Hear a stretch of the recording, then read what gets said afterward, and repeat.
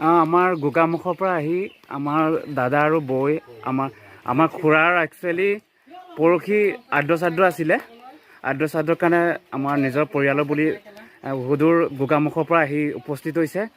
ৰবীন দা আৰু নবৌক ধন্যবাদ দিছোঁ। আৰু লগতে শ্ৰমিকা বাইদেউ আৰু ভিনদেউক ইণ্টাৰভিউ লোৱা হ'ল জাষ্ট এটা ছেভ কৰি ৰাখিবৰ কাৰণে। এইটো অকণমান মই দাদাটো চলাই আহিব বিচাৰিছোঁ। দাদা বহুত দিনৰ মূৰত আহিছে, কেনেকুৱা পৰিৱৰ্তন দেখিছে আগত গাঁওবিলাক আৰু এতিয়া? উন্নত হৈছে, গতিকে জেগাবোৰ বহুত ভাল হ'ল, ভাল লাগিছে। আগত অহালৈকে আমাৰ ৰাস্তাটো পকা হোৱাই নাছিলে।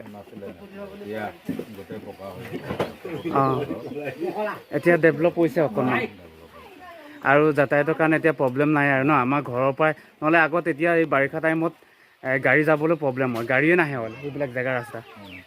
চ' এতিয়া ডেভেলপ হৈছে ৰাস্তা পদূলি।